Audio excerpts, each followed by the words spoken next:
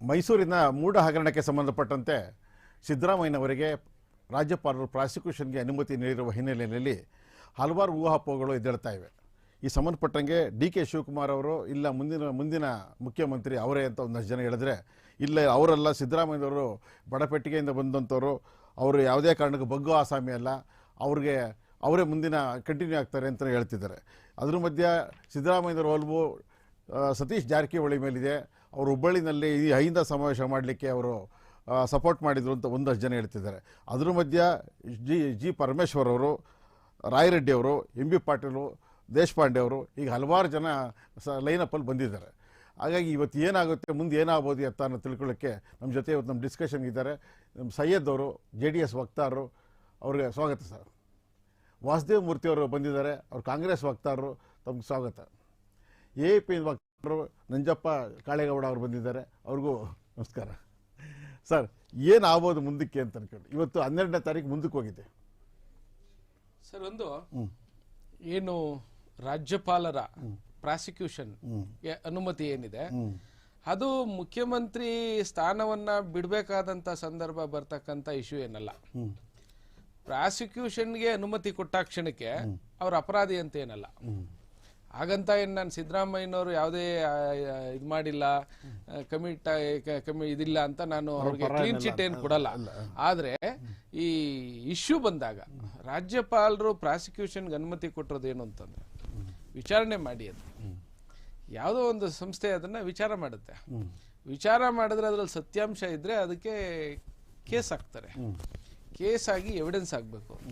Evidence ಆಗಿ ಸಿದ್ದರಾಮಯ್ಯನವರಿಗೆ 2 ವರ್ಷಕ್ಕಿಂತ ಹೆಚ್ಚು ಅವಧಿಗೆ ಕೋರ್ಟಿಂದ ಅಪರಾಧಿ ಅಂತ ತೀರ್ಮಾನ ಆಗಿ ಶಿಕ್ಷೆಗೊಳಪಟ್ಟರೆ ಮಾತ್ರ ಅವರು ಮುಖ್ಯಮಂತ್ರಿ ಸ್ಥಾನಕ್ಕೆ ರಾಜೀನಾಮೆ ಕೊಡಬೇಕೇ ಹೊರತು ಯಾವುದೇ ಸೆಕ್ಷನ್ ಅಲ್ಲಿ ಅವ್ರ ಮೇಲೆ ಆದ್ರೂ ಅವರು ರಾಜೀನಾಮೆ ಕೊಡಬೇಕು, ಕುರ್ಚಿ ಬಿಡಬೇಕು ಅಂತ ಕಾನೂನಲ್ಲಿ ಎಲ್ಲೂ ಇಲ್ಲ ಸರ್. ಈಗ 2 ವರ್ಷಕ್ಕೆ ಇವರು ಸಿದ್ದರಾಮಯ್ಯನವರು, ಇನ್ನು 2.5 ವರ್ಷಕ್ಕೆ ಡಿ ಕೆ ಶಿವಕುಮಾರ್ ಅಂತ ಒಪ್ಪಂದ ಆಗಿದ್ದು ಮೊದಲು. ಸರ್, ಇದು ಊಹಾಪೋಹವೇ ಹೊರತು ಇದನ್ನ ಒಪ್ಪಂದ ಆಗಿರೋದು ಯಾರ್ಯಾರ ನಡುವೆ?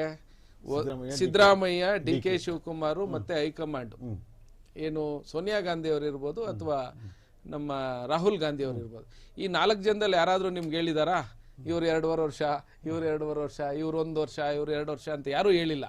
ಹಾಗಾಗಿ ಇದೆಲ್ಲ ಜನರ ಕಲ್ಪನೆಯೇ ಹೊರತು ಯಾವುದೂ ಅಧಿಕೃತ ಮಾಹಿತಿ ಇಲ್ಲ. ಹಾಗಾಗಿ ಆಮೇಲೆ ನನ್ನ ಪ್ರಕಾರ ಏನಂತ ಅಂದ್ರೆ, ನಾನು ಸಿದ್ದರಾಮಯ್ಯನವ್ರನ್ನ ಬಹಳ ವರ್ಷದಿಂದ, ನಾನು ಯುವ ಜನತಾದಳದಿಂದ ಎಂದು ಬಂದು ಅವ್ರ ಜೊತೆನೂ ಪಕ್ಷದಲ್ಲಿದ್ದಾಗೆಲ್ಲ ನಾನು ಕೆಲಸ ಮಾಡೋರು ನೋಡಿರೋದ್ರಿಂದ ಅವ್ರು ಯಾವುದೇ ಕಾರಣಕ್ಕೂ ಕುರ್ಚಿ ಬಿಡೋ ಜಾಯಮಾನದವರಲ್ಲ. ಅಷ್ಟು ಅವರು ಉದಾರವಾದಿಗಳಾಗಿದ್ರೆ, ಅವ್ರಿಗೆಲ್ಲಿ ಸಾಮಾಜಿಕ ನ್ಯಾಯ ಅನ್ನೋದೊಂದಿದ್ರೆ, ಅವರು ಜನತಾ ಪರಿವಾರದಿಂದ ಬಂದವರು. ಅಲ್ಲಿಂದ ಬಂದಿದ ತಕ್ಷಣನೇ ಅವರು ವಿರೋಧ ಪಕ್ಷದ ಅಧ್ಯಕ್ಷರಾದ್ರು 5 ವರ್ಷ, ಮತ್ತೆ 5 ವರ್ಷ ಮುಖ್ಯಮಂತ್ರಿ ಆಗಿದ್ರು. ಮತ್ತೆ ಮುಖ್ಯಮಂತ್ರಿ ಆಗಿರೋದು ಬೇಕಿರ್ಲಿಲ್ಲ. ಕಾಂಗ್ರೆಸ್ ಪಕ್ಷದಲ್ಲೇ 40 ವರ್ಷ 50 ವರ್ಷದಿಂದ ದುಡಿದು 6 ಸರಿ 7 ಸರಿ 8 ಸರಿ 9 ಸರಿ ಆಗಿರೋ ನಾಯಕರುಗಳಿದ್ರು. ಸೊ ಅವ್ರು ಯಾರನ್ನಾದ್ರೂ ಆಗಿ ಅಂತ ಬಿಡ್ಬೋದಾಗಿತ್ತು. ಇವ್ರು ಬಿಡದೇ ಇರೋದ್ರಿಂದ ಇವ್ರು ಯಾವುದೇ ಕಾರಣಕ್ಕೂ ಇಲ್ಲ ಅದಕ್ಕೆ ವ್ಯಾಮೋಹ ಇದೆಯಲ್ಲ, ಕುರ್ಚಿ ವ್ಯಾಮೋಹ, ಅದರಲ್ಲೂ ಇವರು ಬಹಳ ವ್ಯಾಮೋಹ ಇರೋರು. ಕುರ್ಚಿನ ಯಾವುದೇ ಕಾರಣಕ್ಕೂ ಸಿದ್ದರಾಮಯ್ಯನವರು ಬಿಟ್ಕೊಡಲ್ಲ. ಆಮೇಲೆ ಇದು ಬದಲಾವಣೆ ಮಾಡ್ತಕ್ಕಂಥದ್ದು ಕಾಂಗ್ರೆಸ್ ಹೈಕಮಾಂಡ್ ಅಲ್ಲ, MLA-ಗಳದ್ದು ಇಲ್ಲಿ ಇಲ್ಲಿಲ್ಲ.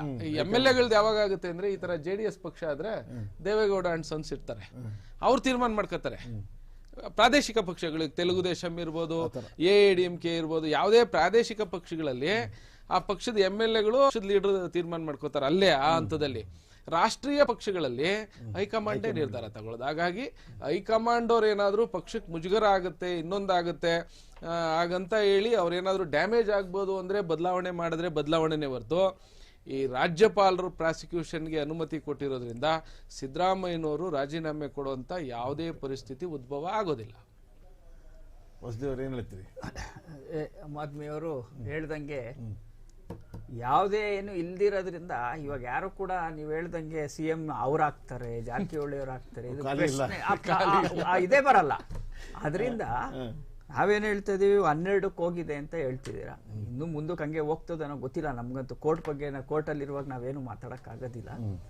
ಅದರಲ್ಲೂ ಕೂಡ ಸಿದ್ದರಾಮಯ್ಯವರು ಇವ್ರು ಹೇಳ್ದಂಗೆ ಏನು ಇದಾಗಿಲ್ಲ, ವಿಶಾಲ ಹೃದಯನೇ. ಸಿದ್ದರಾಮಯ್ಯನ ಹತ್ರ ಇವತ್ತು ಸಿದ್ದರಾಮಯ್ಯ ಅವ್ರ ಹತ್ರ ಇರೋರು ಸಾಕಷ್ಟು ಜನ ಬೆಳೆದಿದ್ದಾರೆ, ಸಾಕಷ್ಟು ನಾಯಕರನ್ನು ಹುಟ್ಟಾಕಿದ್ದಾರೆ. ಎಲ್ಲಾ ಜಾತಿ ಧರ್ಮ ಎಲ್ಲಾ ನಾಯಕರುಗಳು ಕೂಡ ಸಿದ್ದರಾಮಯ್ಯನ ಜೊತೆ ಇದ್ದಾರೆ ಇವತ್ತು. ಅದು ಬಿಟ್ಟು ಯಾರೇ ಒಂದೇ ಜಾತಿಯವರಾಗಿರ್ಬೋದು ಆ ಜಾತಿಯವರಾಗಿರ್ಬೋದು ಅಂತ ಯಾವತ್ತೂ ಕೂಡ ಹೇಳಿಲ್ಲ. ಅದೇ ರೀತಿ ನಮ್ಮ ಅಧ್ಯಕ್ಷರು KPCC ಅಧ್ಯಕ್ಷರು DK ಶಿವಕುಮಾರ್ ಅವರು ಕೂಡ ಅವರೇ ಇದಕ್ಕೆ ಮುಂಚೂಣಿಯಾಗಿ ನಿಂತ್ಕೊಂಡು ಹೋರಾಟ ಮಾಡ್ತಾ ಇರೋದು. ಸಿದ್ದರಾಮಯ್ಯರು ಉಳಿಬೇಕು, ಸರ್ಕಾರ ಉಳಿಬೇಕು ಅನ್ನೋದು ಹೋರಾಟ ಇರೋದು. ಇದರಲ್ಲಿ ಸಿದ್ದರಾಮಯ್ಯ ಆಗಿರ್ಬೋದು DK ಶಿವಕುಮಾರ್ ಆಗಿರ್ಬೋದು ಯಾವುದೇ ಇಲ್ಲ. ಎಲ್ಲೋ ವಿರೋಧ ಪಕ್ಷದವರು ಖಾಲಿ ಎಳೆದು ಬಿಡೋಣ ಅಂತ ಏನೋ ಪ್ರಯತ್ನ ಪಟ್ಟರು, ಸಿದ್ದರಾಮಯ್ಯನ ಏನೂ ಅಳ್ಳಾಡ್ಸಕ್ಕಾಗದೆ ಇರೋದನ್ನ ಇದು ಯಾವುದೋ ಒಂದು ಮೂಢ ಒಂದು ಇದನ್ನ ಇಟ್ಕೊಂಡು ಇವತ್ತು ಅಳ್ಳಾಡ್ಸಕ್ ಹೊರಟಿದ್ದಾರೆ. ಅದರಲ್ಲಿ ಏನೂ ಇಲ್ಲ ಅಂತ ಸತ್ಯ ಗೊತ್ತಾಗಿದೆ. ಹಾಗೂ ಕೂಡ ಇವರು ಯಾವ ರೀತಿ ಎಳಿಬಹುದು, ಏನ್ ಮಾಡಬಹುದು, ಈ ರಾಜ್ಯಪಾಲರ ಭವನನ್ನೇ ಬಿಜೆಪಿ ಭವನ ಮಾಡ್ಕೊಂಡ್ಬಿಟ್ರು. ಅಲ್ಲೋಗಿ ಕೊಟ್ಟಿ ಒಂದೇ ಗಂಟೆ ಒಳಗಡೆನೋ ಒಂದೇ ದಿನದೊಳಗಡೆನೋ ಆರ್ಡರ್ ಮಾಡೋ ತರ ಮಾಡಿಸ್ಕೊಂಡ್ರು. ಕುಮಾರಸ್ವಾಮಿಯದು, ಜೊಲ್ಲೆದು, ನಿರಾಣಿದು, ಇನ್ನು ಸುಮಾರು ಜನದ್ದು ಕೇಸು ಅಲ್ಲೇ ಬಿದ್ದಿದೆ. ಅದು ಆ ಫೈಲ್ನ ಎಲ್ಲ ಧೂಳಿಡಿಸ್ತಾ ಇದ್ದಾರೆ ರಾಜ್ಯಪಾಲರು. ಯಾಕೆ ಸಿದ್ದರಾಮಯ್ಯನ ಮೇಲೆ ಅಷ್ಟೊಂದು ಇದು ಅಂತಂದ್ರೆ ಹೈಕಮಾಂಡ್ ಇಂದ ಸಿದ್ದರಾಮಯ್ಯ ಅವ್ರಿಗೆ ಈ ತರ ಆಗ್ಬೇಕು ಅಂತೇಳಿ ರಾಜಭವನಕ್ಕೆ ಇವರು ಸಂದೇಶವನ್ನ ಕಳಿಸಿದ್ದಾರೆ. ಅದರಿಂದ ಏನೂ ಆಗೋದಿಲ್ಲ. ಫಸ್ಟ್ ಒಂದು ಮಾತು ಹೇಳಕ್ ಬಯಸ್ತೀನಿ. ಪಾಪ ಇವರಿಗೆ ತಿಳುವಳಿಕೆ ಇಲ್ಲ ಅನ್ಸುತ್ತೆ. ಯಾವ ವಿಷಯದಲ್ಲಿ ಸರ್? ಈ ರಾಜ್ಯಪಾಲ ಹೋಗಿ ಕೊಟ್ಟಿದ್ 15 ನಿಮಿಷಕ್ಕೆ ಸೈನ್ ಮಾಡ್ಕೊಟ್ಬಿಟ್ರಂದಲ್ಲ. ಹೌದು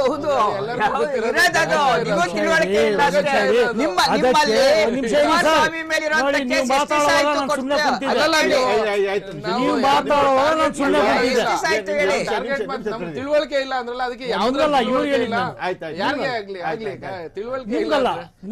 ಕುಮಾರಸ್ವಾಮಿ ಇಲ್ಲ, ನೀವು ಒಂದು ಅಲಯನ್ಸ್ ಆಗಿದ್ರೆ ಹೇಳಿ, ಇಬ್ರಿಗೂ ಅದರ ಬಗ್ಗೆ ತಲೆ ಕೆಡಿಸ್ಕೊಳ್ಳಲ್ಲ. ಒಂದ್ ಹೇಳ್ತೀನಿ ಕೇಳಿ. ಅದಕ್ಕೆ ನಮ್ಮ ಗವರ್ನರ್ ಅಡ್ವೊಕೇಟ್ ಅದಕ್ಕೆ ಕ್ಲಿಯಾರಿಟಿ ಕರೆಕ್ಟ್ ಆಗಿ ಕೊಟ್ಟಿದ್ದಾರೆ. ಹೆಂಗ್ ಅಪ್ಲಿಕೇಶನ್ ಬಂತು, ಆಮೇಲೆ ಎಲ್ಲೆಲ್ಲಿ ಹೋಗಿ ಎಲ್ಲ ಆದ್ಮೇಲೆ ಇವ್ರನ್ನ 7 ದಿನ ಕಾಲಾವಕಾಶ ಕೊಟ್ಟು ಇವರು ರಿಪ್ಲೈ ಕೊಟ್ಟಾದ್ಮೇಲೆ ಪ್ರಾಸಿಕ್ಯೂಷನ್ ಅನುಮತಿ ಕೊಟ್ಟಿರೋದು. ಕೊಟ್ಟಿದ ತಕ್ಷಣ ಇಮಿಡಿಯೇಟ್ ಆಗಿ ಕೋರ್ಟ್ಗೆ ಹೋಗಿಲ್ಲ. ಆಯ್ತಾ? ಹೇಳುವಾಗ ಸ್ವಲ್ಪ ತಿಳ್ಕೊಂಡು ಹೇಳ್ಬೇಕು. ಒಂದ್ ನಿಮಿಷ ಇರ್ರಿ. ಇದೇ ಕುಮಾರಸ್ವಾಮಿ ಕಾಲ್ ಹಿಡಿಯಕ್ ಬಂದಿದ್ರಲ್ಲ ಸರ್ಕಾರ ಮಾಡಕ್ಕೆ, ಅವಾಗ ಗೊತ್ತಿರ್ಲಿಲ್ವಾ ಕುಮಾರಸ್ವಾಮಿ ಅಂತ? ಕುತ್ಕೊಳ್ರಿ ಸರ್, ನಾವು ಒಂದ್ ನಿಮಿಷ ಎಲ್ಲ ಕೇಳ್ಕೊಂಡ್ಬಿಟ್ಟು ಆಮೇಲೆ ನೀವು ಉತ್ತರ ಕೊಡಿ. ಮಧ್ಯ ನೀವು ಯಾಕೆ ಡೈವರ್ಟ್ ಮಾಡ್ತೀರಾ? ಇದೇ ಕುಮಾರಸ್ವಾಮಿ ಅವ್ರ ಮನೆಗೆ ನೀವು ಹೋಗಿದ್ರಲ್ಲ ಸ್ವಾಮಿ, ಅನ್ಕಂಡೀಷನಲ್ ಸಪೋರ್ಟ್ ಕೊಟ್ಬಿಟ್ಟು ಈ ಗಣಿ ಹಗರಣದ ಬಗ್ಗೆ ಇದೈತೆ. ಇನ್ನೊಂದು, ನೀವು ಸರ್ಕಾರಕ್ಕೆ ಬಂದು 1.5 ವರ್ಷ ಆಗಿದೆ. ಇಲ್ಲಿವರೆಗೂ ಜೊಳ್ಳೆ ಇರ್ಲಿ, ಮೊಟ್ಟೆ ಇರ್ಲಿ, ಕುಂಬಳಕಾಯಿ ಇರ್ಲಿ, ಯಾವ್ದ ಬಗ್ಗೆನೂ ನಿಮ್ಗೆ ಜ್ಞಾಪಕ ಬಂದಿಲ್ಲ. ನಿಮ್ ಕುತ್ತಿಗೆಗೆ ಬಂದಿದ ತಕ್ಷಣ ಎಲ್ಲ ಜ್ಞಾಪಕ ಬಂದ್ಬಿಡ್ತಾ? ಏನು ಮಾಡಿಲ್ಲ. ಯಾಕ್ರಿ ಹಿಂಗ್ ಸುಳ್ಳು ಹೇಳ್ತೀರಿ ಜನರಿಗೆ? ಇಡೀ ಕರ್ನಾಟಕ, ಇಡೀ ಇಂಡಿಯಾ ಎಲ್ಲೆಲ್ಲಿ ನಿಮ್ಮ ಮಾಧ್ಯಮ ಟೆಲಿಕಾಸ್ಟ್ ಆಗ್ತಾ ಇದೆಯೋ ಲೈವ್ ಟೆಲಿಕಾಸ್ಟ್ ನೋಡಿದ್ದಾರೆ. Live telecast, court prosecution procedure live telecast ಆಗಿ ನೋಡಿದ್ದಾರೆ. ಇವಾಗ ಆ ಅನುಕೂಲ ಇದೆ. ಪ್ರತಿಯೊಬ್ಬರು ಯಾರ್ಯಾರು ಯಾವ ವಕೀಲರು ಯಾವ ಕಡೆಯವರು ಹೆಂಗೆ ವಾದ ಮಂಡಿಸಿದ್ದಾರೆ ಅಂತ ಎಲ್ಲರೂ ನೋಡಿದ್ದಾರೆ. ಏನ್ ಇಲ್ದಂಗೆ ಅಷ್ಟೊಂದು ಬಂದ್ಬಿಡ್ತಾ? ಇವತ್ತು ಕರ್ನಾಟಕ ಒಂದು ಸಣ್ಣ ಮಗು ಕೇಳಿದ್ರು ಮೂಡ ಬಗ್ಗೆ 92 ಇಂದ ಇಲ್ಲಿವರೆಗೂ ಕ್ಲಿಯರ್ ಆಗಿ ಹೇಳ್ಬಿಡ್ತಾಳೆ. ಅಷ್ಟು ಕ್ಲಿಯರ್ ಆಗಿ ಅರ್ಥ ಆಗೋಗಿದೆ. ಏನಿಲ್ಲ ಅಂತೀರಿ. ಆಮೇಲೆ ನಮ್ಮ ಆಪ್ ವಕ್ತಾರ ಹೇಳ್ದಂಗೆ ಅವ್ರು ಎಷ್ಟು ವಿಶಾಲವಾದ ಹೃದಯ ಅಂದ್ರೆ, ಅಧಿಕಾರಕ್ಕೋಸ್ಕರ JDS ಅಲ್ಲಿ ಹುಟ್ಟಿ ಬೆಳೆದ, ಅದು ಒಂದು ಗಾದೆ ನೋಡಿ, ನೀರಲ್ಲಿ ಹುಟ್ಟಿ ನೀರಲ್ಲಿ ಬೆಳೆದು ನೀರಿಗೆ ಒಯ್ರಿ ಅಂತ. ಆ ಪುಣ್ಯಾತ್ಮ ಹಂಗ್ ಮಾಡಿ JDSಗೆ ನಾಶನ ಮಾಡಕ್ ಹೊರಟ್ರು. ಅಷ್ಟು ವಿಶಾಲವಾದ ಹೃದಯ ಅದು. MA ಶರ್ಮಾ ಅದು ಯಾವುದೇ ಕಾರಣಕ್ಕೂ ಬಗ್ಗೋ ಮನುಷ್ಯ ಅಲ್ಲ. ಇನ್ನೊಂದು ರಾಜೀನಾಮೆ ಯಾಕೆ ಕೇಳ್ತಾರಂದ್ರೆ, ಒಂದ್ ಹೇಳ್ತೀನಿ ಕೇಳಿ. a person is in accused place, he can't be a CM.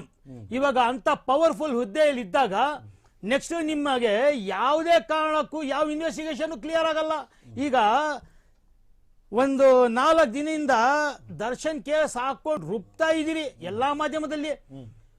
399 ಪೇಜ್ಗಳು charge sheet. 390 ಅಲ್ಲ, ಸಾರಿ, 3991 ಪೇಜ್ ಚಾರ್ಜ್ ಶೀಟ್.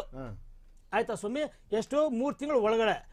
ಇದೇ ವಾಲ್ಮೀಕಿ ವಿಚಾರದಲ್ಲಿ ಏನು ಇನ್ವೆಸ್ಟಿಗೇಷನ್ ಆಗಿದೆ ಸರ್? ಬಿ ನಾಗೇಂದ್ರ ಬಾಬು ಹೆಸರು ಎಲ್ಲಿದೆ ಸರ್?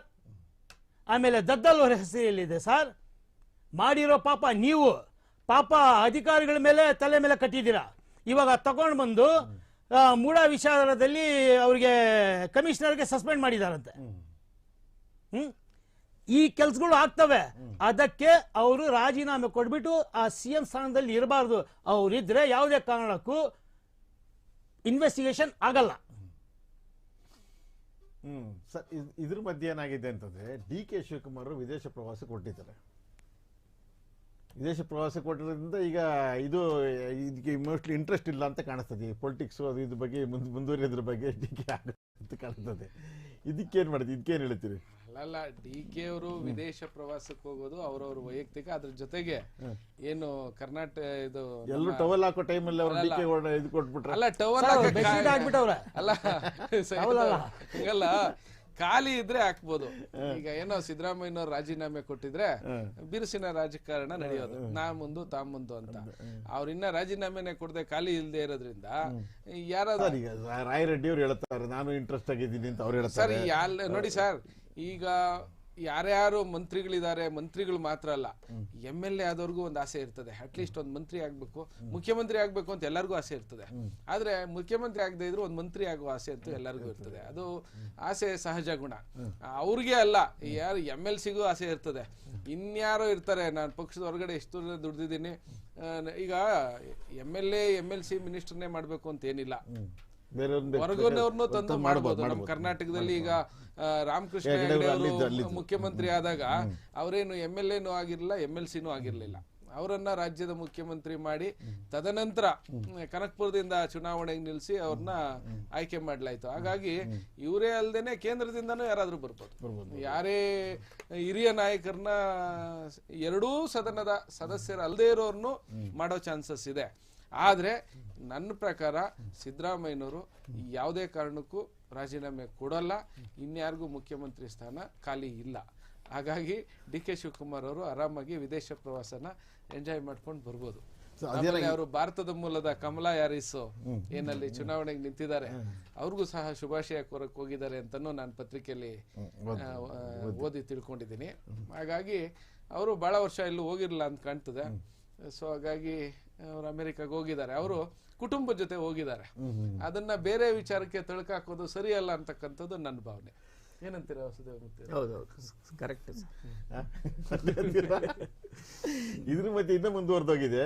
ಇಲ್ಲ, ಸಿದ್ದರಾಮಯ್ಯನವರು ರಾಜೀನಾಮೆ ಕೊಟ್ಟ ನಂತರ ತಮಿಳುನಾಡು ಮಾದರಿ ಆಡಳಿತ ಬರ್ತದೆ ಅಂತ ಹೇಳ್ತಾರೆ. ಆಡಳಿತ ಅಂತಂದ್ರೆ ಅವಾಗ ಪನ್ನೀರ್ ಸೆಲ್ವಂ ಅಂತ ಬಲಗೈ ಬಂಟ ಇದ್ರು, ಅವ್ರನ್ನ ಜಯಲಲಿತಾ ಇದು ಮಾಡಿದ್ರು, CM ಮಾಡಿದ್ರು. ಅಂದ್ರೆ ನಿಮ್ ಪ್ರಕಾರ ಇಲ್ಲಿ ಪನ್ನೀರ್ ಸೆಲ್ವಂ ಯಾರು ಅಂತ? ಹೌದಾ? ಸತೀಶ್ ಜಾರಕಿಹೊಳಿ. ಯಾಕಂದ್ರೆ ಅವ್ರು ಈಗಾಗಲೇ ಹುಬ್ಳಿನಲ್ಲಿ ಎಲ್ಲ ಸಮಾವೇಶ ಎಲ್ಲ ಮಾಡಿದ್ರಂತೆ, ಚೆನ್ನಾಗಿ ಮಾಡಿದ್ರಂತೆ, 5 ಸಮಾವೇಶ. ಹಾಗಾಗಿ ಅವ್ರನ್ನೇ ಮಾಡ್ತಾರೆ ಅಂತ ಒಂದು ಸುದ್ದಿ. ಅಲ್ಲ, ಈ ನಾನೇ ಆಗ್ಲೇ ಹೇಳ್ದೆ, ಪುನರಾವರ್ತನೆ ಆಗುತ್ತೆ ಆ ವಿಚಾರದಲ್ಲಿ. ಕಾಂಗ್ರೆಸ್ ಪಕ್ಷದಲ್ಲಿ ಫ್ಲೋರ್ ಟೆಸ್ಟ್ ಹೊರಟೋಗಿದೆ, ಹೈಕಮಾಂಡ್ ಮುಖ್ಯಮಂತ್ರಿ. ಸೊ ಏನೇ ಆಗ್ಬೇಕಾದ್ರೂ ನನ್ನ ಪ್ರಕಾರ, ನನಗೆ ತಿಳಿದಿರೋ ಮಾಹಿತಿ ಪ್ರಕಾರ, ಕೇಂದ್ರದ ನಾಯಕರು ಯಾರು ರಾಹುಲ್ ಗಾಂಧಿ ಅವರಿದ್ದಾರೆ, ಸೋನಿಯಾ ಗಾಂಧಿ ಅವರಿದ್ದಾರೆ, ಮಲ್ಲಿಕಾರ್ಜುನ್ ಖರ್ಗೆ ಅವರಿದ್ದಾರೆ, ಇವರ ಸಮ್ಮುಖದಲ್ಲಿ ತೀರ್ಮಾನ ಆಗುತ್ತೆ ಹೊರತು ಇದು ಫ್ಲೋರ್ ಟೆಸ್ಟ್ ಆಗಲ್ಲ. ಈಗ ಯಾರಿಗೆ ಒಬ್ಬ ಇಲ್ಲಿ ಶಾಸಕರಿಗೆ ಇವ್ರಿಗೆ ಜಾರಕಿಹೊಳಿಗಿರ್ಬೋದು, DK ಶಿವಕುಮಾರ್ ಅವ್ರಿಗಿರ್ಬೋದು, ಪಾಟೀಲ್ರಿಗಿರ್ಬೋದು, MP ಪಾಟೀಲ್ಗಿರ್ಬೋದು, DK ಶಿವಕುಮಾರ್ಗೆ MLAಗಳು ಕಡಿಮೆ ಇದಾರೆ. ಅಲ್ಲ, MLAಗಳು ಎಲ್ಲ ಕಾಂಗ್ರೆಸ್ MLAನೇ ಅಲ್ವಾ ಸರ್? ಅವ್ರು ಕಡಿಮೆ ಇದಾರೆ, ಇವ್ರು ಕಡಿಮೆ ಇದಾರೆ ಅಂತ ಏನು ಇದ್ರಲ್ಲಿ ಯಾರು DK ಶಿವಕುಮಾರ್ ಕಡೆ MLA, ಇವ್ರ ಕಡೆ MLA ಅಂತ 28 ಜನ ಇದಾರಂತೆ, ಮಾಮೂಲಿ 48 ಜನ ಅವ್ರಿಗಿದಾರಂತೆ. ಅಲ್ಲ, 135 ಜನನು ಕಾಂಗ್ರೆಸ್ MLAಗಳು. 36 ಸರ್, ಇನ್ನು ಒಂದು ಇಂಡಿಪೆಂಡೆಂಟ್ ಒಂದು ಸೇರಿದ್ರೆ 36, 136. ಆಯ್ತು. ಈಗ ಯಾವಾಗ್ಲೂ ಈ ತರ ಹೇಳ್ತೀನಿ, ಈ ಸದನದಲ್ಲಿರೋ ಎಲ್ಲಾ ಕಾಂಗ್ರೆಸ್ನವರು, ಎಲ್ಲಾ ಸದಸ್ಯರು ಕಾಂಗ್ರೆಸ್ನವರೇ.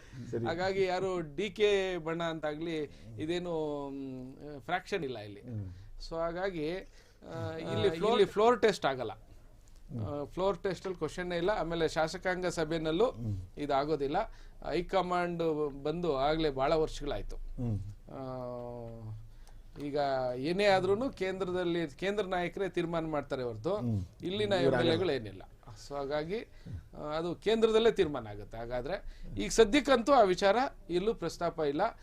ಸುಮ್ನೆ ಮೀಡಿಯಾದವರು ಏನೋ ಒಂದು ವಿಷಯಕ್ಕೆ ತಗೊಂಡಿದ್ದಾರೆ ಚರ್ಚೆ. ಮೀಡಿಯಾ ಅಲ್ಲ ಸರ್, ಇನ್ಯಾರು ಸರ್? ಅಯ್ಯೋ ಎಲ್ಲ ಕಡೆ ಹೇಳ್ತಾ ಇದ್ರು. ಯಾರು ಹೇಳೋರು ಹೇಳಿ, ಯಾರು ಹೇಳ್ತಾರೆ? ಎಲ್ಲ ಕಡೆ ಪೇಪರ್ ಅಲ್ಲಿ ಬರ್ತಾ ಇದೆ, ಎಲ್ಲ ಕಡೆ ಪೇಪರ್ ಅಲ್ಲಿ ಅದೇ ಪ್ರಿಂಟ್ ಮೀಡಿಯಾ ಆಗಿರ್ಬೋದು.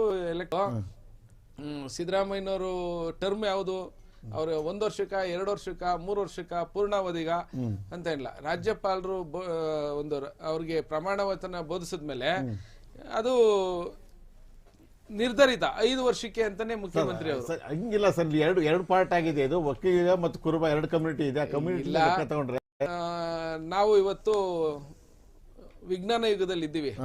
ಇನ್ನೂ ಜಾತಿನ ಮಾಡಕ್ ಹೋದ್ರೆ ನಮ್ಮ ದೇಶದಲ್ಲಿ ಎಲ್ಲಿವರೆಗೂ ಜಾತಿ ವ್ಯವಸ್ಥೆ ಹೋಗಲ್ವೋ.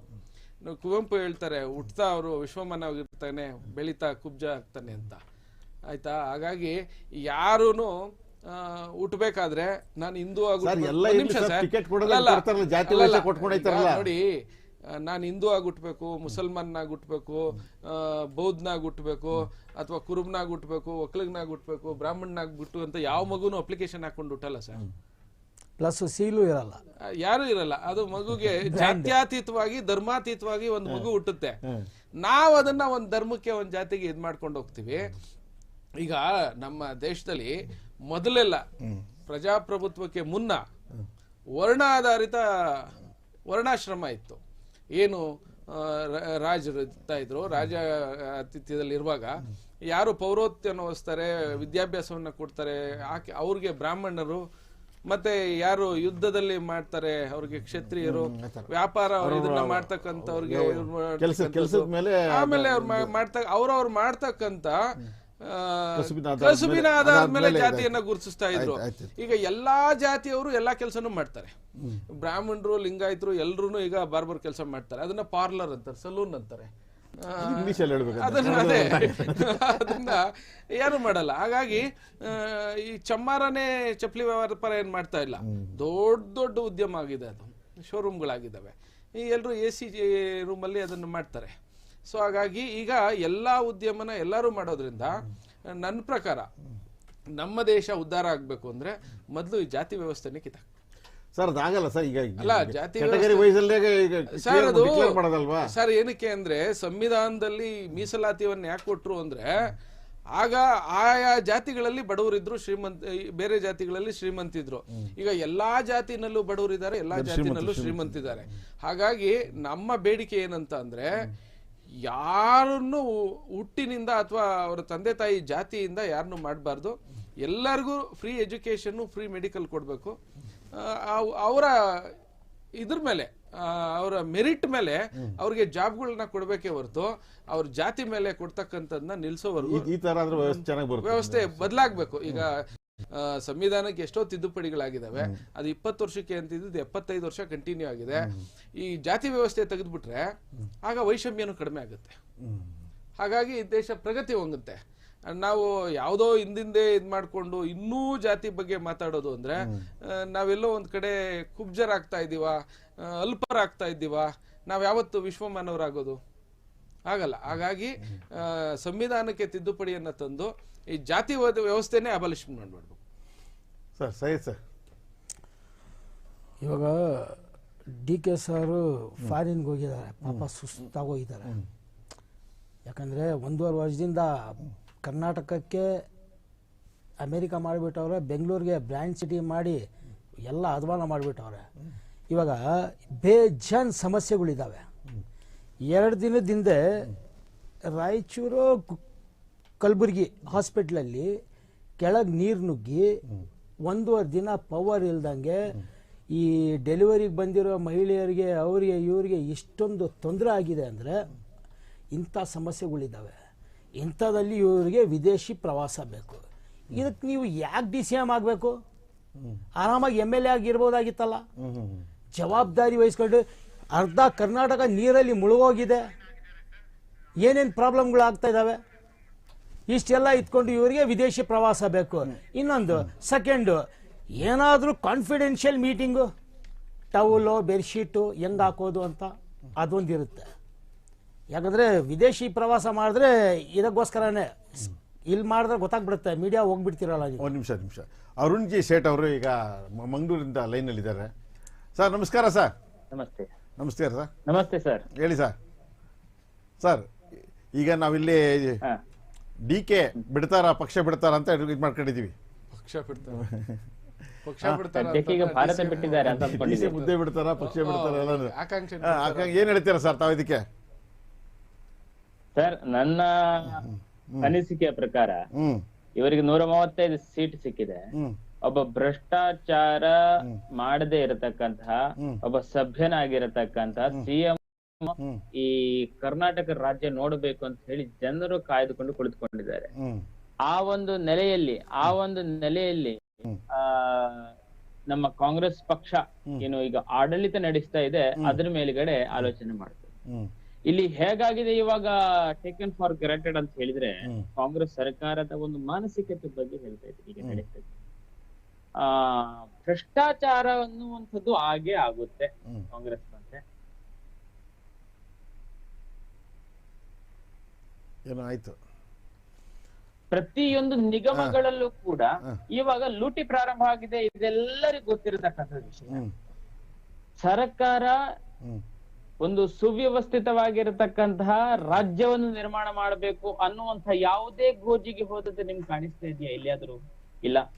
ಎಲ್ಲಿ ನೋಡಿದ್ರು ಕೂಡ ನಾನ್ ಸಿಎಂ ಆಗ್ಬೇಕು, ನೀನ್ ಸಿಎಂ ಆಗ್ಬಾರ್ದು, ಅವನಿಗಿಂತ ನಾನು ಹಿರಿಯ, ಅವನಿಗಿಂತ ನೀವನ್ ಹಿರಿಯ, ನಾನು ಜಾತಿಯಲ್ಲಿ ದೊಡ್ಡವ, ಇವನ್ ಜಾತಿಯಲ್ಲಿ ನಾನು ಮೂಲ ಕಾಂಗ್ರೆಸ್ಸಿಗ, ಇವನು ಹೊರಗಿನಿಂದ ಬಂದ, ಇದೇ ರೀತಿ ಚರ್ಚೆ ಆಗ್ತಿದೆ ಸ್ವಾಮಿ.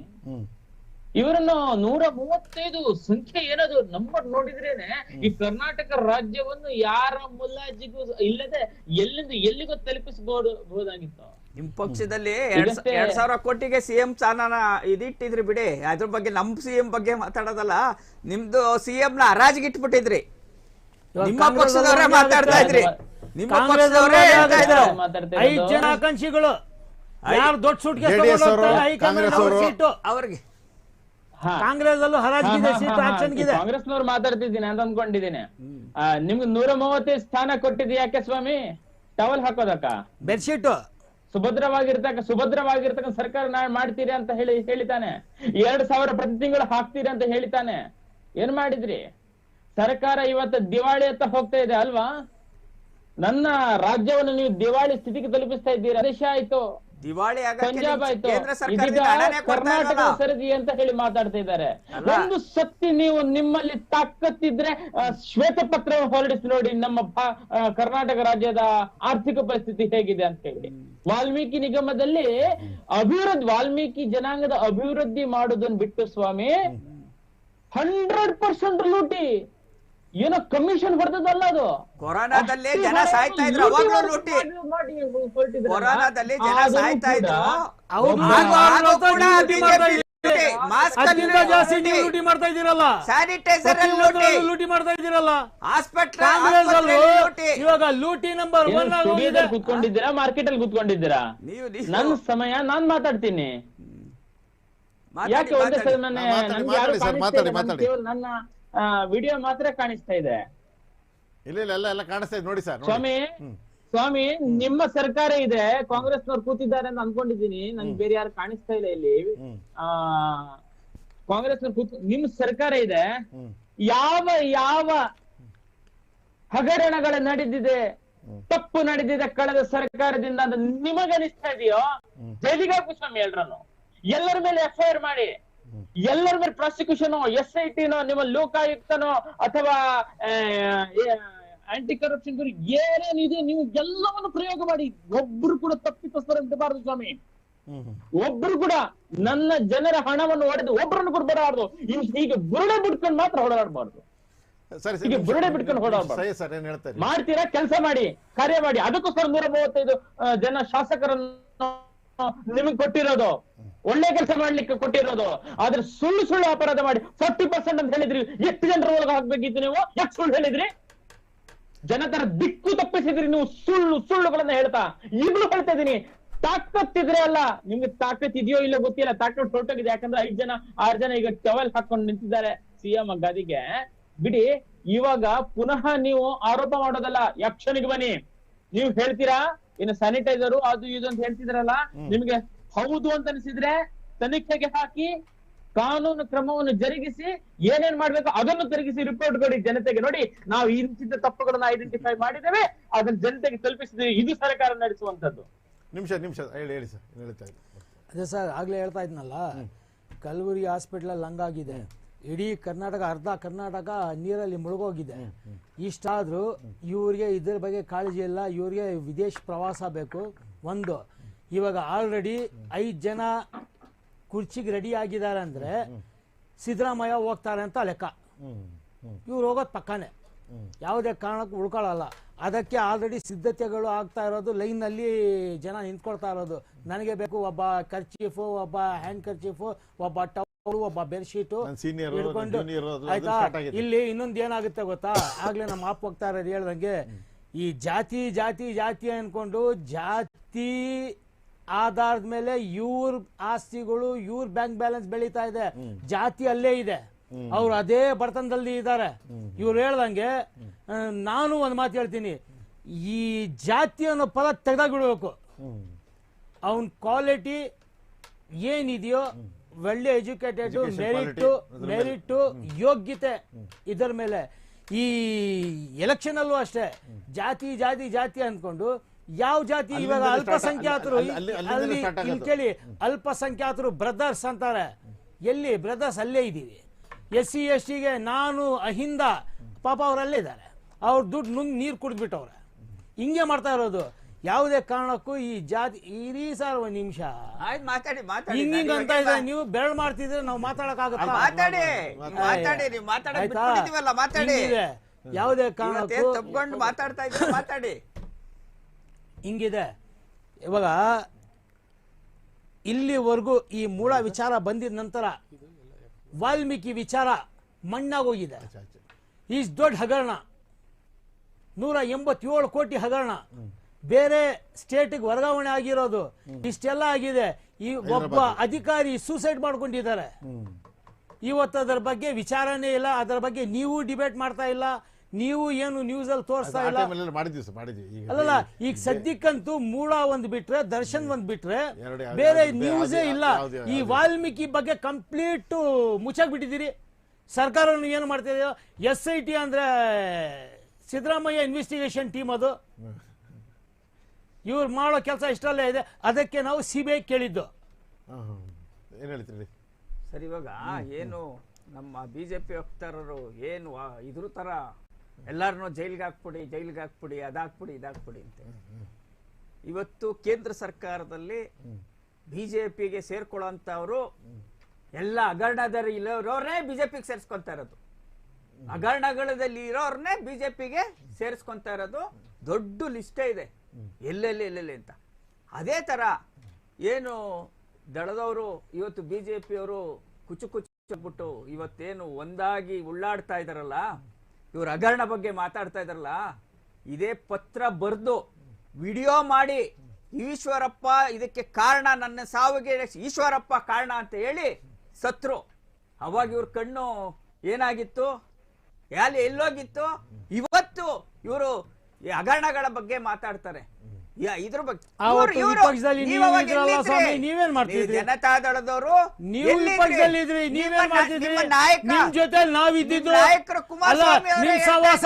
ನಾವು ಕೆಟ್ಟಿದ್ದು. ಇವಾಗ ನಾವು ಮಾತಾಡ್ತೀವಿ ಬಿಡಿ. ಕುಮಾರಸ್ವಾಮಿ ಅವರು ಹೇಳ್ತಾ ಇದ್ರು, ಮೋದಿ ಮುಖ ನೋಡ್ಕೊಂಡು ಓಟ್ ಹಾಕ್ಬೇಡಿ ಅಂತ ಹೇಳಿದ್ರು. ಇವತ್ತೋಗಿ 2 ಸೀಟ್ಗೋಸ್ಕರ ಇಡೀ ಪಕ್ಷವನ್ನೇ ಬಿಜೆಪಿಗೆ ಮುಡುಪಾಗಿಟ್ಟು 2 ಸ್ಥಾನನ ತಗೊಂಬರಕ್ಕೆ, ಮೂರ್ ಸ್ಥಾನ ಬಿಡಿ ಸರ್. ಮಾತಾಡ್ತೀನಿ ಬಿಡಿ, ನೀವ್ ಮಾತಾಡೋದು ನಾ ಮಾತಾಡ್ಲಿ ಬಿಡಿ, ಸುಮ್ನಿರಿ. ಇದೇ ರೀತಿ ಇವತ್ತು ಜನತಾದಳ ಯಾವ ರೀತಿ ಜನದ ಹತ್ರ ಮುಂದಕ್ಕೆ ಹೋಗಿ ಇವತ್ತು ಓಟ್ ಕೇಳುತ್ತೆ, ನಾವು ಮೈನಾರಿಟಿ ಪರ ಇದ್ದೀವಿ, ನಾವು ಹಿಂದುಳಿದ ಪರ ಇದ್ದೀವಿ, ಜಾತ್ಯತೀತ ಜನತಾದಳನ್ನ ತೆಗೆದಾಕ್ಬಿಟ್ಟು ಇವತ್ತು ಬರೀ ಕುಮಾರಸ್ವಾಮಿ ದೇವೇಗೌಡ ದಳ ಅಂತ ಹೋಗ್ಬೇಕಾಗ್ತದೆ. ಯಾಕೆಂದ್ರೆ ಅವ್ರ ಕುಟುಂಬಕ್ಕೋಸ್ಕರ ಇರೋಂಥ ಪಕ್ಷ. ಇವತ್ತು ಇವ್ರು ಹೇಳ್ತಾರೆ ಎಲ್ಲಾರು ಬಿಟ್ಟೋದ್ರು, ಎಲ್ಲ ಯಾಕೆ ಬಿಟ್ಟೋದ್ರು? ಅವ್ರ ಕುಟುಂಬಕ್ಕೋಸ್ಕರ ಇರೋಂಥ ಪಕ್ಷ ಜನತಾದಳ. ಇವರು ಹಗರಣಗಳ ಬಗ್ಗೆ, ಇದೇ ಬಿಜೆಪಿ ಹಗರಣಗಳ ಬಗ್ಗೆ ಎಷ್ಟೆಲ್ಲ ಮಾತಾಡಿದ್ರು, ಯಾವ ರೀತಿ ಮಾತಾಡಿದ್ರು ತಮ್ಮ ಚಾನೆಲ್ಗಳಲ್ಲೇ ನೋಡ್ಕೋಬಹುದು, ಎಷ್ಟು ತರ ಮಾತಾಡಿದ್ದಾರೆ. ಈಗ ಕುಮಾರಸ್ವಾಮಿ ಏನೇ ಒಂದು ಕೇಂದ್ರ ಸಚಿವರು ಕೊಟ್ಬಿಟ್ರು ಅಂತ ಹೇಳಿದ ತಕ್ಷಣಕ್ಕೆ ಬಿಜೆಪಿ ಮಾಡಿರೋ ಅಂತ ಎಲ್ಲವನ್ನೂ ಎಲ್ಲ ಸರಿ ಅನ್ನೋ ಮಟ್ಟಕ್ಕೆ ಇವತ್ತು ಜನತಾದಳ ಹೋಗಿದೆ. ಇದು ಬೇಡ. ಅವರು ಸರ್ಕಾರ ಮಾಡುವಾಗ, ಬಿಜೆಪಿ ಸರ್ಕಾರ ಮಾಡುವಾಗ ಯಾವ್ಯಾವ ಹಗರಣಗಳು ಬಂತು, ಬಿಟ್ಕಾಯಿನ್ ಹಗರಣ ಬಂತು, ಯಾವ್ಯಾವ ಎಂತೆಂತ ದೊಡ್ಡ ದೊಡ್ಡ ಹಗರಣಗಳು ಮಾಡಿದ್ರು ಬಿಜೆಪಿಲಿ ಇದ್ದಂತವಾಗ. ಇವರು ಇವತ್ತು ಈ ಹಗರಣಗಳ ಬಗ್ಗೆ ಇದು ತನಿಖೆ ಆಗ್ಲಿ ಅಂತಾನೆ ಹೇಳ್ತಾರೆ, ಎಲ್ಲಾನು ತನಿಖೆ ಮಾಡ್ತಾರೆ, ಯಾವುದೇ ರೀತಿ ಇಲ್ಲ. ಆದ್ರೆ ಹೌದು ಮಾಡೇ ಮಾಡ್ತಾರೆ ಸರ್. ಜನಗಳ ಹತ್ರಕ್ಕೆ ಹೋಗಿ ಇವತ್ತು ಜನ ಯಾವ ಪರಿಸ್ಥಿತಿಲಿ ಇದ್ರು ಅಂತ ಅಂದ್ರೆ, ಕೊರೋನಾ ಸಂದರ್ಭದಲ್ಲಿ ಒಂದು ರೆಮಿಂಡಿಂಗ್ ಇಂಜೆಕ್ಷನ್ ತಗೊಳಕ್ಕೆ 4,000 ರೂಪಾಯಿ ಇಂಜೆಕ್ಷನ್ ಹೋಗಿ 40,000 ರೂಪಾಯಿಗೆ ಮಾರಿದ್ದಾರೆ. ಒಂದು ಬೆಡ್ ಸಿಕ್ತಲ್ಲಿ ಎಷ್ಟೋ ಜನ ಸತ್ತಿದ್ದಾರೆ, ಎಷ್ಟೋ ಮಕ್ಕಳು ಇವತ್ತು ಅಪ್ಪ ಅಮ್ಮ ಇಲ್ಲದೆ ಅನಾಥರಾಗಿದ್ದಾರೆ. ಇವರು ಆರೋಗ್ಯ ಸಚಿವರು ಅಲ್ಲೋಗಿ ಸ್ವಿಮ್ಮಿಂಗ್ ಪೂಲ್ ಅಲ್ಲಿ ಸ್ವಿಮ್ಮಿಂಗ್ ಮಾಡ್ತಾ ಇದ್ರು ಆರೋಗ್ಯ ಸಚಿವರು. ಇದಕ್ಕಿಂತ ಬೇಕೆ ಒಂದು ಮಾಸ್ಕ್ 250 ರೂಪಾಯಿ, ಒಂದು ಸ್ಯಾನಿಟೈಸರ್ 500 ರೂಪಾಯಿ 400 ರೂಪಾಯಿ, ಒಂದು ಟೆಂಪರೇಚರ್ ನೋಡ್ಕೊಳ್ಳೋಂತ ಮಿಷಿನ್ 2,000 ರೂಪಾಯಿ. ಈ ತರ ಇವ್ರು ಮಾಡಿರೋ ಆಡಳಿತನ ಇವತ್ತು ನಮ್ಮ ಬಗ್ಗೆ ಮಾತಾಡಕ್ಕೆ ಬರ್ತಾರಲ್ಲ ಇವ್ರಿಗೆ ನಾಚಿಕೆ ಆಗ್ಬೇಕು ಬಿಜೆಪಿ ಅವ್ರಿಗೆ. N95 ಮಾಸ್ಕ್ ಗಳನ್ನು ಮಾಡುವಂತ ಎಷ್ಟು ಕಾರ್ಖಾನೆಗಳನ್ನು ರಚಿಸಿದ್ರಿ ಕಾಂಗ್ರೆಸ್ ಅವರು? ಆ 70 ವರ್ಷಗಳ ಕಾಲ ಸರ್ಕಾರ ನಡೆಸಿದ್ರಲ್ಲ, ಜೀವದ ಜೊತೆ ಎಷ್ಟು ರೆಮ್ಡಿಸಿವಿರ್ ಇಂಜೆಕ್ಷನ್ ಮಾಡಿದ್ರು, ಎಷ್ಟು ಪ್ರಯೋಗಾಲಯಗಳನ್ನು ಮಾಡಿಸಿದ್ರು, ಎಷ್ಟು ಆಕ್ಸಿಜನ್ ಪ್ಲಾಂಟ್ ಗಳನ್ನು ಹಾಕಿಸಿದ್ರು. ಅದರ ಪ್ರತಿಫಲ ಅಲ್ವಾ? ಆ ಬೆಡ್ಗಳೆಲ್ಲ ಎಲ್ಲೋದು, ಎಲ್ಲ ಹಾಕಿದ್ದಾರೆ, ಯಾರ ಮನೆಗೆ ಎತ್ಕೊಂಡು ಹೋದ್ರು. ಆಮೇಲೆ ಅಲ್ಲ ಆದಂತ ಲೂಟಿ ಸಾವಿರಾರು ಕೋಟಿ, ಜನಗಳ ಜೀವದ ಜೊತೆ ಆಟ ಆಡಿದ ಸರ್ಕಾರ ಅಂದ್ರೆ ಏಕೈಕ ಸರ್ಕಾರ ಅದು ಬಿಜೆಪಿ ಸರ್ಕಾರ. ಹಾಗಾಗಿ ಅವ್ರಿಗೆ ಯಾವುದೇ ನೈತಿಕತೆ ಇಲ್ಲ, ಹಗರಣಗಳ ಬಗ್ಗೆ ಮಾತನಾಡ್ಲಿಕ್ಕೆ ಯಾರಿಗೂ ನೈತಿಕತೆ ಇಲ್ಲ. ಇಲ್ಲಿ ಏನಾಗಿದೆ ಅಂದ್ರೆ, ಈ ಹಳೆ ಸರ್ಕಾರಗಳಿದ್ದಾಗ ಹಳೆ ನಾಯಕರುಗಳು ಸಣ್ಣ ಪುಟ್ಟ ಮಾಡೇ ಇರ್ತಾರೆ. ಹಾಗಾಗಿ ಅವರು ಇವ್ರನ್ನ ಬೆದರಿಕೆ ಹಾಕೋದು, ಅವ್ರು ಇವ್ರನ್ನ ಬೆದರಿಕೆ ಹಾಕೋದು ಆಗ್ಬಿಟ್ಟಿದೆ. ಅರುಣ್ ಜಿ ಸೇಠ್ ಸರ್ ಹೇಳಿ ಸರ್ ಅವ್ರಿಗೆ ಕನೆಕ್ಟ್ ಆಗ್ತಾ ಇಲ್ಲ. ಹಾ, ಈಗಷ್ಟೇ ಬಹಳಷ್ಟು ಅವರು ಯಾರು ಕಾಂಗ್ರೆಸ್ನವರು ಅಂತ ಕಾಣಿಸುತ್ತೆ, ಅವರು ಪ್ರತಿಪಕ್ಷದಲ್ಲಿದ್ದಾರೆ ಅನ್ನೋ ಸ್ಥಳದಲ್ಲಿ ಮಾತಾಡ್ತಾ ಇದ್ದಾರೆ. ಅವರಲ್ಲಿ ಆಡಳಿತ ಯಂತ್ರ ಇದೆ, ಅವರದ್ದೇ ಸರ್ಕಾರ ಇದೆ, ಅವರು ಹೇಳಿದ್ರೆ ಕೇಳುವಂತ ಅಧಿಕಾರಿಗಳಿದ್ದಾರೆ. ಹೀಗಿರುವಾಗ ಯಾಕ್ರಿ ಹಿಂಜರಿಕೆ? ಯಾಕ್ರಿ ನೀವು ರಿಪೋರ್ಟ್ ಮಾಡ್ತಾ ಇಲ್ಲ? ಯಾಕ್ರಿ ತನಿಖೆ ಆಗ್ತಾ ಇಲ್ಲ? 1.5 ವರ್ಷಗಳ ಸಮಯ ಏನು ಕಳೆದು ಬಿಟ್ರಲ್ರಿ. ಜನತೆಗೆ ಇದು ಮಾಡೋದು ದ್ರೋಹ ಅಂತ ನಿಮ್ಗೆ ಅನ್ಸೋದಿಲ್ವಾ? ನಾವ್ ಈಗಲೂ ಹೇಳ್ತಾ ಇದೀವಿ, ಯಾವ ಬಸ್ಸಿಗೂ ಕಲ್ಲು ಹೊಡೆಯುವುದಿಲ್ಲ, ಎಲ್ಲಿಯೂ ಕೂಡ ಬೆಂಕಿ ಹಾಕುವುದಿಲ್ಲ. ನೀವು ಬೇಕಾದ್ರೆ ಏನೇನ್ ತನಿಖೆ ಬೇಕಾದ್ರೂ ಮಾಡಿಸಿ, ಎಷ್ಟೇ ಯಾಕೆ ನಮ್ ಟ್ರ್ಯಾಕ್ ರೆಕಾರ್ಡ್ ಇರುತ್ತೆ ಬಿಜೆಪಿದು. ನೀವು ನರೇಂದ್ರ ಮೋದಿಜಿ ಅಂತ ಒಂದು ವ್ಯಕ್ತಿತ್ವದ ಮೇಲೆ ಕೂಡ ಬಹಳ ದೊಡ್ಡ ಹಂತಕ ಅನ್ನತಕ್ಕಂಥ ರೀತಿ, ನರಹಂತಕ ಅಂತ ಅನ್ನತಕ್ಕಂಥ ರೀತಿಯಲ್ಲಿ ಅವರ ಮೇಲೆ ತನಿಖೆ ಮಾಡಿದ್ರು. ಅವಾಗ ನಾವು ನಡ್ಕೊಂಡ ರೀತಿ ಹೇಗೆ? ನರೇಂದ್ರ ಮೋದಿಜಿಯವರು ಸ್ವತಃ ಸಿಎಂ ಆಗಿರ್ತಕ್ಕಂಥ ಸಂದರ್ಭದಲ್ಲಿ ಆ ತನಿಖಾಧಿಕಾರಿಗಳ ಎದುರುಗಡೆ ನಿಂತು ಬೆಳಗ್ಗಿನಿಂದ ಸಂಜೆವರೆಗೆ ಅವರ ಎದುರುಗಡೆ ಕೂತ್ಕೊಂಡು ಅವರ ಪ್ರಶ್ನೆಗಳಿಗೆ ಆ ತನಿಖೆಗೆ ಸಹಕಾರ ಕೊಡ್ತಾ ಕೊನೆಗೆ ಹೇಳಿದ್ರು ತನಿಖಾಧಿಕಾರಿಗಳು, ಸರ್ ನೀವು ನಾಳೆ ಬನ್ನಿ ಪುನಃ. ಇಲ್ಲಪ್ಪ, ನನಗೆ ನಾಳೆ ನಾನ್ ಸಿಎಂ ಆಗಿದ್ದೀನಿ, ಜನತೆ ಸೇವೆಗೆ ಹೋಗ್ಲಿಕ್ಕಿದೆ, ಇವತ್ತೇ ಏನು ಬೇಕಾದ್ರೆ ಎಷ್ಟು ಹೊತ್ತು ಬೇಕಾದ್ರೆ ಇವತ್ತೇ ಎಲ್ಲ ಮುಗಿಸ್ಬಿಡಿ ಅಂತ ಹೇಳಿದ್ರು. ಈ ರೀತಿಯಲ್ಲಿ ನಡ್ಕೊಂಡ್ರು. ಆದ್ರೆ ನಮ್ಮ ಸಿದ್ದರಾಮಯ್ಯನವರ ಬಗ್ಗೆ ಇನ್ನೂ ಕೂಡ ತನಿಖೆಗೆ ಏನು ಸ್ಟಾರ್ಟ್ ಆಗ್ಲಿಲ್ಲ ರೀ. ಆವತ್ತೇ ಇಡೀ ರಾಜ್ಯದಲ್ಲಿ ಬೆಂಕಿ ಹಚ್ಬಿಟ್ರು. ಬಾಂಗ್ಲಾದಂತೆ, ಬಾಂಗ್ಲಾದವ್ರಿಗೆ ಮಾದರಿ, ಬಾಂಗ್ಲಾದಂತೆ ನಮ್ಮ ಕರ್ನಾಟಕದಲ್ಲಿ ಪ್ರಕ್ಷುಬ್ಧ ಪರಿಸ್ಥಿತಿಯನ್ನು ಆಗ್ತೀವಿ ಅಂತ ಹೇಳಿ ಐವನ್ ಡಿಸೋಜಾ ಹೇಳಿದ್ರು. ಎಲ್ಲ ಆಯ್ತು ನಿಮ್ಮ ಸುಮೋಟೋ ಹಾಕ್ಬೇಕಿತ್ತಲ್ವಾ ಐವನ್ ಡಿಸೋಜಾ ಮೇಲೆ? ಎಷ್ಟು ನಾವು ಒತ್ತಡ ತಂದ್ವಿ, ಎಷ್ಟು ಮಾಡಿದ್ರೆ ನೀವು? ಇಲ್ಲ, ಮಾಡ್ಲಿಲ್ಲ.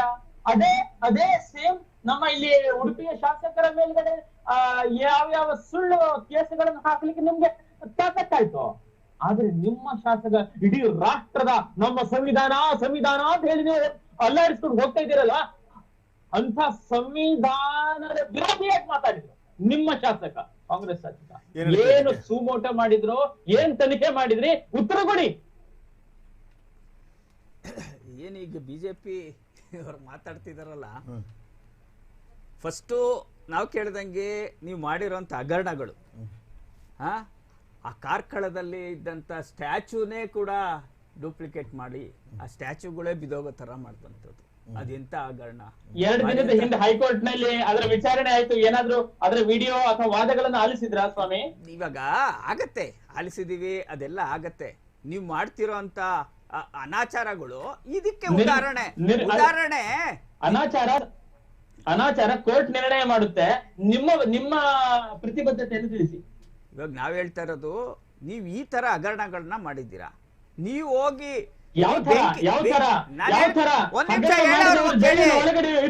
ನೀವು ಮಾಡಿದ್ದಂತ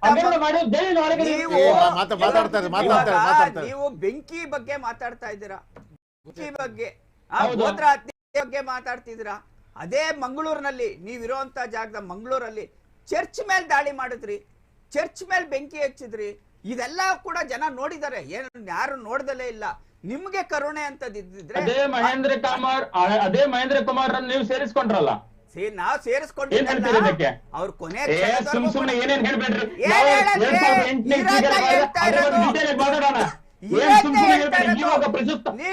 ಪ್ರಸ್ತುತ ಪರಿಸ್ಥಿತಿಯ ಬಗ್ಗೆ ನೀವು ಮಾತನಾಡಿ, ಯಾವ ಪರಿಸ್ಥಿತಿಯಲ್ಲಿ ನೀವು ಕರ್ನಾಟಕ ಅದ್ರ ಬಗ್ಗೆ ಮಾತಾಡಿ. ಎಲ್ಲದರ ಬಗ್ಗೆ ಮಾತಾಡ್ಲಿಕ್ಕೆ ಇನ್ನೊಂದು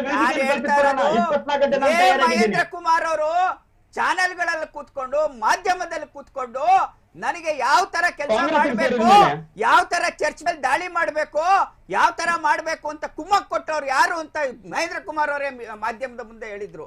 ಚರ್ಚ್ ಮೇಲೆ ದಾಳಿ ಮಾಡಕ್ಕೆ ನನಗೆ ಇತ್ತುಂಬದವ್ರು ಯಾರು ಅಂತಾನು ಕೂಡ ಹೇಳಿದ್ದಾರೆ. ಅದೆಲ್ಲ ಬಿಡಿ, ನೀವು ಬೆಂಕಿ ಹಚ್ಚೋದು ನಿಮ್ ಸಂಪ್ರದಾಯ, ನಿಮ್ ಸಂಪ್ರದಾಯ ರಾಜ್ಯಾಧ್ಯಕ್ಷರಿದ್ರಲ್ಲ ಅವರೇ ಹೇಳ್ತಾ ಇದ್ರು ಬೆಂಕಿ ಹಚ್ಚಬೇಕು ಅಂತ ಹೇಳ್ತಾರೆ.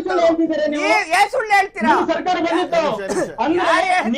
ಸೋಮು ದಳ್ಳೂರಿಗೆ ಯಾರ್ಯಾರನ್ನು ಹಾಕಿದಾರೋ ಇವತ್ತು ಯಾರು ಹೇಳ್ತಾ ಇದ್ದೀರಲ್ಲ, ನೀವು ಬೆಂಕಿ ಹಚ್ಚೋ ಸಂಪ್ರದಾಯ ಯಾರಿದ್ರೆ ಅದು ಬಿಜೆಪಿ ಮೇಲೆ, ಬಿಜೆಪಿ ಅವರ ಬೆಂಕಿ ಹಚ್ಚೋ ಸಂಪ್ರದಾಯ ಇರೋದು, ಬೆಂಕಿ ಹಚ್ಚೋ ಸಂಪ್ರದಾಯ ಬಿಜೆಪಿ ಅವರ ಸಂಪ್ರದಾಯ ಇರೋದು, ಕಾಂಗ್ರೆಸ್ ಸಂಪ್ರದಾಯ ಇಲ್ಲ. ಬೆಂಕಿ ಹಚ್ಚೋದೆಲ್ಲ ಏನ್ ಗೊತ್ತು ನಮ್ಮ ಮಂಗಳೂರಿನ ಬಗ್ಗೆ ನಿಮ್ಗೆ? ಏನ್ ಗೊತ್ತು ನಿಮ್ಮ ಮಂಗಳೂರಿನ ಬಗ್ಗೆ? ನಮ್ಮಲ್ಲಿ ಸಾಮರಸ್ಯದ ಬಗ್ಗೆ ನಿಮ್ಗೇನ್ ಗೊತ್ತು? ನಿಮ್ಗೇನ್ ಗೊತ್ತು? ಕಾಂಗ್ರೆಸ್ ಬಗ್ಗೆ ಮಾತಾಡ್ತಿದ್ದೀರೇನೋ? ಬಂದು ನೋಡಿ, ಮಂಗಳೂರಿನ ಸಾಮರಸ್ಯವನ್ನು ತೋರಿಸ್ಕೊಡ್ತೇನೆ.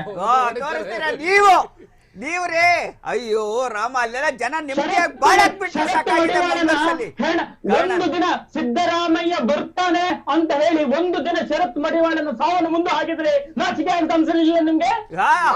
ಸಿದ್ದರಾಮಯ್ಯ ಬರ್ತಾರೆ ಅಂತ ಹೇಳಿ ಶರತ್ ಮಡಿವಾಳನ ಸಾವನ್ನು ಇಲ್ಲಿಂದ ಮುಂದೆ ಹಾಕಿದ್ರೆ ಕೇಳಿದ್ದೇವೆ ನಾವು. ಅದನ್ನೆಲ್ಲ ಕೆದಕಲು ಕೂತ್ಕೊಂಡ್ರೆ ನಾವು ಪ್ರತಿಬದ್ಧತೆ ಇದೇ ಶೋಭಾ ಕರಂದ್ಲಾಜೆ ಸಾಯ್ದ ಇದ್ದವ್ರನ್ನೆಲ್ಲ ಲಿಸ್ಟ್ ಮಾಡಿ ನಿಮ್ಮ ಪ್ರತಿಬದ್ಧತೆ, ನಿಮ್ಮ ಶೋಭಾ ಕರಂದ್ಲಾಜೆ ಸಾಯ್ದ ಇದ್ದವ್ರನ್ನು ಕೂಡ ಸತ್ತಿದ್ದಾರೆ. ಇದರಲ್ಲಿ ಶೋಭಾ ಕರಂದ್ಲಾಜೆ ಹೇಳಿ ಆ ತರ ಕಳಿಸ್ತವ್ರು. ಏನಾಗಿದೆ ಅಂದ್ರೆ 135 ಶಾಸಕ ಸ್ಥಾನ ಕೊಟ್ಟಿದ್ಯಾಕೆ ಸರ್ ನಿಮ್ಗೆ? ಯಾಕೆ ಕೊಟ್ರು? ಈಗ ನಮ್ಮ ಕರ್ನಾಟಕದಲ್ಲಿ ಈ ತರ ರಾಜಕೀಯ ಪರಿಸ್ಥಿತಿ ಬಂದೋಗ್ಲಿಕ್ಕೆ ಮೊದಲೆಲ್ಲ ಹಲವಾರು ಸರ್ಕಾರಗಳಿದ್ದು ಮುಖ್ಯಮಂತ್ರಿಗಳು ಬದಲಾಗ್ತಾ ಇದ್ರು. ಮುಖ್ಯಮಂತ್ರಿಗಳು ಈಗ ರಾಮಕೃಷ್ಣ ಹೆಗಡೆ ಆದಿಯಾಗಿ ಅವ್ರ ಮೇಲೆ ಟೆಲಿಫೋನ್ ಹಗರಣ ಬಂತು, ಬಂಗಾರಪ್ಪನವ್ರ ಮೇಲೆ ಕ್ಲಾಸಿಕ್ ಹಗರಣ ಬಂತು, ಕಂಪ್ಯೂಟರ್ ಹಗರಣ, ಇವರೆಲ್ಲ ರಾಜೀನಾಮೆಗಳು ಕೊಟ್ಟಿದ್ದಾರೆ. ನಮ್ಮ ಎಲ್ಲದಕ್ಕಿಂತ ಒಂದು ಉತ್ತಮ ಉದಾಹರಣೆ ಅಂದ್ರೆ ಈ ನಮ್ಮ ಕೆಂಗಲ್ ಹನುಮಂತಯ್ಯನವರು ಎಲ್ಲೋ ರೈಲು ದುರಂತ ಆಗಿದ್ದಕ್ಕೆ ಹೌದು ನೈತಿಕ ಹೊಣೆಯನ್ನು ಹೊತ್ತು ರಾಜೀನಾಮೆ ಕೊಟ್ಟರು. ಈಗ ಒಂದ್ ನಿಮಿಷ ಸಹ ಸಾಹೇಬ್ರೆ ಆಯ್ತಾ?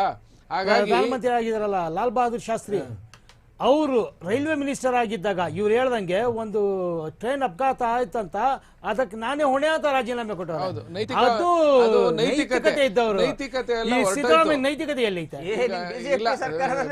ಅಲ್ಲ, ನೈತಿಕತೆ ಅಲ್ಲ, ಈಗ ನೈತಿಕತೆ ಸಿದ್ದರಾಮಯ್ಯನಿಗೆ ಒಬ್ಬರಿಗೆ ಎಲ್ಲ ಯಾರಿಗೂ ಇಲ್ಲ. ಅದು ಅದನ್ನ ಪಕ್ಷಾತೀತವಾಗಿ ನಾವು ಒಪ್ಕೋಬೇಕಾಗಿದೆ. ಪಾಲಿಟಿಕ್ಸ್ ಅಲ್ಲಿ ಹೋಗ್ಬಿಟ್ಟಿದೆ.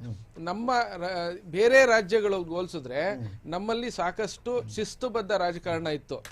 ಈ ಅಭದ್ರತೆ, ಕುದುರೆ ವ್ಯಾಪಾರ ಹೆಚ್ಚಿಗೆ ಎಲ್ಲದಕ್ಕೂ ಕಾರಣ. ಆಮೇಲೆ ಈ ದಕ್ಷಿಣ ಭಾರತದಲ್ಲಿ ಈ ಬಿಜೆಪಿ ಅವರಿಗೆ ಅಧಿಕಾರದ ರುಚಿ, ಹಣದ ರುಚಿ, ಹಣ ಮಾಡೋದು ಹೆಂಗೆ ಅಂತ ತೋರಿಸ್ಕೊಟ್ಟಿದ್ದೆ ಕುಮಾರಸ್ವಾಮಿ ಅವರು. ಆಗ ಧರ್ಮ್ ಸಿಂಗ್ ಗವರ್ಮೆಂಟ್ ಧರ್ಮವಾಗಿ ನಡೀತಾ ಇತ್ತು. ಆ ಧರ್ಮ್ ಸಿಂಗ್ ಗವರ್ಮೆಂಟ್ ಅಲ್ಲಿ ಕುಮಾರಸ್ವಾಮಿ ಅವ್ರ ಬ್ರದರೂ ಲೋಕೋಪಯೋಗಿ ಸಚಿವರಾಗಿದ್ರು.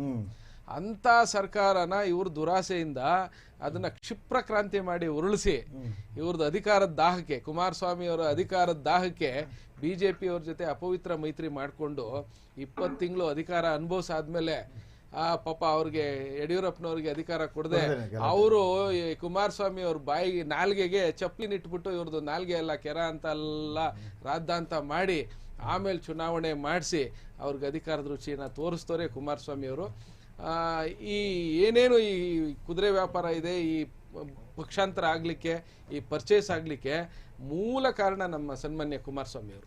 ಅವ್ರು ಮಾಡಿದಂತ ಅವಾಂತರ ಇಲ್ಲ ಕಾಂಗ್ರೆಸ್ ಇರ್ತಾ ಇತ್ತು, ಇಲ್ಲ JDS ಇರ್ತಾ ಇತ್ತು. ಅವಾಗ ಬಿಜೆಪಿ 40 ತಗೊಂಡಿದ್ರು, ಅವ್ರು 4ಕ್ಕೆ ಇಳಿದೋಯ್ತಾ ಇದ್ರು. ಅವರನ್ನ ಬಲವರ್ಧನೆ ಮಾಡಿದ್ದು, ಅವ್ರು ಮಾಡಿದ್ದು ಎಲ್ಲ ಕೀರ್ತಿ ನಮ್ಮ ಸನ್ಮಾನ್ಯ ಕುಮಾರಸ್ವಾಮಿ ಅವ್ರಿಗೆ ಸಲ್ಲುತ್ತೆ. ಸರ್ ಇವಾಗ ಇವ್ರು ಇಷ್ಟೆಲ್ಲ ಹೇಳ್ತಾ ಇದಾರೆ. ಇಷ್ಟೆಲ್ಲ ಅಲ್ಲ, ನಿಮಿಷ ಆಯ್ತು ಸರ್, ನೀವ್ ಹೇಳಿದ್ರೆ ನಾನು ಕೇಳ್ಕೊಂಡೆ.